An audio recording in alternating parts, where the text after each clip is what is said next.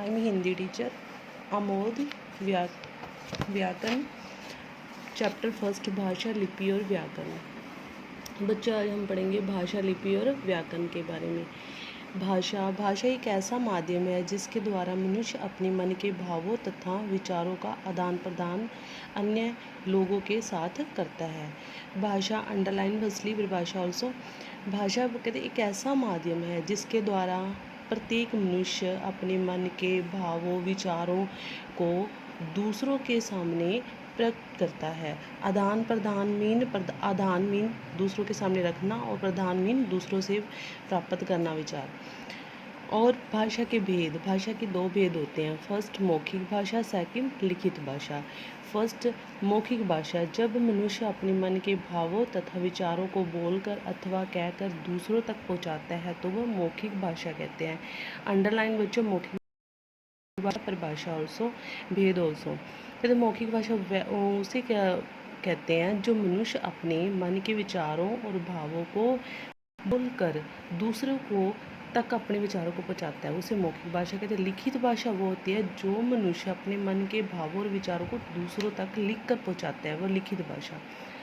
सांकेतिक भाषा, जब हम अपने मन के भावों को संकेतों के माध्यम से व्यक्त करते हैं तो वो सांकेतिक भाषा कहते हैं। तीसरा बच्चे भेद है सांकेतिक भाषा, जब हम अपने मन के विचारों को संकेत में इशारों से दूसरों को अपने भाव और बात को समझाती है, वो तो सांकेतिक भाषा कहलाती है। मातृभाषा वह भाषा है जो व्यक्ति सबसे पहले अपने घर देता है। मातृभाषा में कोई भी चीज़ समझना किसी भी व्यक्ति के लिए आसान होता है। मातृभाषा में होता है कि हर प्रत्येक मनुष्य इंसान अपने घर परिवार में रहकर ही वो सीखता है और वो मातृभाषा कहलाते हैं, और ये हर एक जो व्यक्ति के लिए बहुत आसान काम होता है। राजभाषा, हिंदी को भारत की राजभाषा के रूप में भी 14 सितंबर सन 1949 को स्वीकार किया गया था। 14 सितंबर सन 1949 में पारित भारत के संविधान के अनुच्छेद 343 के अनुसार हिंदी को भारत की राजभाषा भी कहा गया है। बच्चे अंडरलाइन कि कब स्वीकार किया गया था और इनके अनुच्छेद कितने से 343 के अनुसार भारत की इसको राजभाषा के अनुसार मान्यता प्रदान की। प्रशासन के सभी कार्यों में हिंदी भाषा का प्रयोग अनिवार्य है, मीन जरूरी है। कहते प्रशासन के सभी कार्यों में हिंदी भाषा का प्रयोग बहुत जरूरी है। इसी स्मृति को ताज़ा करने के लिए 14 सितंबर का दिन प्रतिवर्ष हिंदी दिवस के रूप में मनाया जाता है। कहते इसी स्मृति में इसकी याद को ताज़ा रखने के लिए तभी 14 सितंबर को प्रतिवर्ष हर साल को हिंदी दिवस के रूप में मनाया जाता है। लिपि, भाषा को लिखने के लिए भिन्न भिन्न ध्वनियों को प्रकट करने हेतु कुछ चिन्ह निर्धारित किए जाते हैं और इन्हीं चिन्हों को वर्ण कहते हैं। इन्हीं चिन्हों के समूह को लिपि कहा जाता है। बच्चों जो भिन्न भिन्न ध्वनियों को प्रकट करते हैं उन्हें कुछ चिन्ह निर्धारित किए जाते हैं और इन चिन्हों के समूह को ही इन चिन्हों को वर्ण कहते हैं और इनके समूह को क्या कहते हैं, लिपि कहते हैं। जो इनकी प्रकट करने के माध्यम को लिपि कहते हैं। और नीचे जो है भाषा और इनकी लिपि दी गई है, जैसे पंजाबी की गुरमुख, उर्दू, फारसी, असमिया असमी, तमिल, अंग्रेजी रोमन, उड़िया की लिपि उड़िया, तेलुगु की तेलुगु और मलयान की मलयान, कन्नड़ की कन्नड़ और बंगला की बंगाली।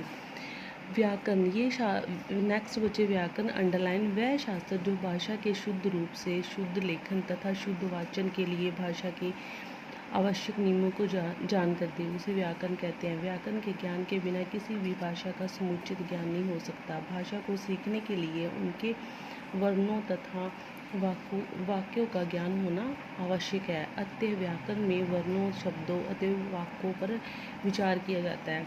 बच्चे व्याकरण आवश्यक में जरूरी।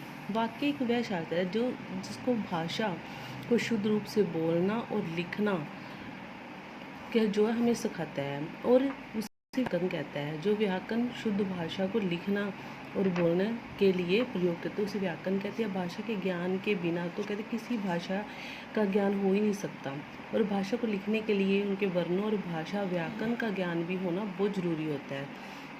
इसलिए भाषा व्याकरण की जो है आवश्यकता भाषा को शुद्ध रूप में उच्चारण और लिखने के लिए होती है। जैसे बच्चे नीचे दिए एग्जाम्पल, जैसे मधुरा गाना गाता है, ये वाक्य व्याकरण की दृष्टि से शुद्ध नहीं है, इसको इस प्रकार से शुद्ध रूप में लिखा जाता है। मधुरा गाना गाती है। व्याकरण के नेक्स्ट भाग अंडरलाइन बच्चे, इसके भाग है 4। फर्स्ट वन विचार, शब्द विचार, वाक्य विचार, रूप या पद विचार। फर्स्ट वर्ण विचार, प्रत्येक शब्द कई वर्णों से मिलकर बनता है। बच्चे कोई भी शब्द है वर्ण कई वर्णों से मिलकर ही बनता है, वह शब्द कहलाता है।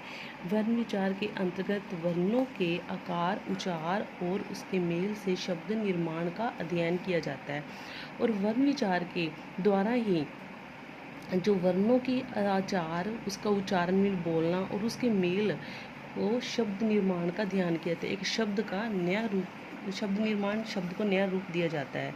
शब्द विचार, प्रत्येक भाषा का शब्द विचार, शब्द भंडार कई तत्वों से बनता है। भाषा अपने ढंग से शब्दों का निर्माण करती है। शब्द विचार के अंतर्गत शब्दों की उत्पत्ति, विकास, निर्माण, आगमन, अर्थ आदि का अध्ययन किया जाता है।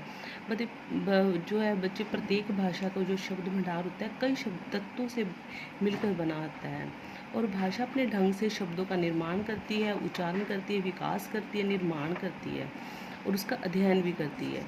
थर्ड, वाक्य विचार। हिंदी में प्रत्येक वाक्य की एक निश्चित विधि होती है। वाक्य विचार के अंतर्गत वाक्य के भेद, वाक्य का गठन और पदों के पारस्परिक संबंध, पारस्परिक मीन आपस का में संबंध का ध्यान करती है। हिंदी में प्रत्येक वाक्य की एक निश्चित विधि होती है, और वाक्य विचार के अंतर्गत भाषा का भेद भी होना, वाक्य का गठन और दो पदों के पास आपस में संबंध। बच्चे, हम कोई वाक्य लिखते हैं तो एक शब्द का और दूसरे शब्द के साथ कोई न कोई संबंध होता है, इसलिए वो पूरा वाक्य बनता है। रूप या पद विचार, प्रत्येक शब्द की अपनी स्वतंत्र सत्ता होती है। स्वतंत्र मीन आज़ाद सत्ता होती है। जब शब्द को वाक्य में प्रयुक्त किया जाता है तो बहुधा उसके रूप में परिवर्तन होता है। बहुधा मीन अधिकता, उसके रूप में परिवर्तन में बदलाव हो जाता है। रूप विचार के अंतर्गत शब्दों के रूप परिवर्तन उनकी रचना और भेद तथा उनके कार्यों का अध्ययन करती है। रूप विचार में भी ऐसे ही होता है बच्चों, अपनी एक आज़ाद सत्ता होती है और वाक्य में प्रयोग करने के लिए उनकी अधिकता अनेक रूप में बदलाव आ जाता है, और जिसके अंतर्गत भाषा का रूप परिवर्तन, बदलाव, उसकी रचना और भेद, उनके कार्य का भी काम का भी अध्ययन किया जाता है।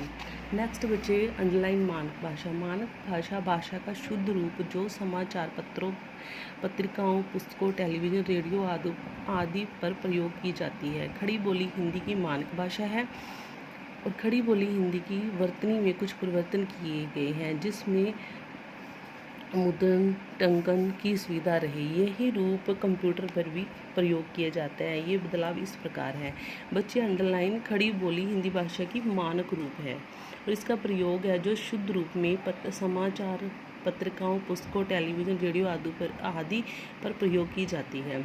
जैसे जाएंगे, ज को एक के ऊपर चंद्र बिंदु, ग को एक की मात्रा, कई परिवर्तन जाएंगे इसे, और गए, नई, य को बड़ी और न बड़ी ई, गई, लाइक दिस वे है ना। चाहिए, ये परिवर्तन है इसके।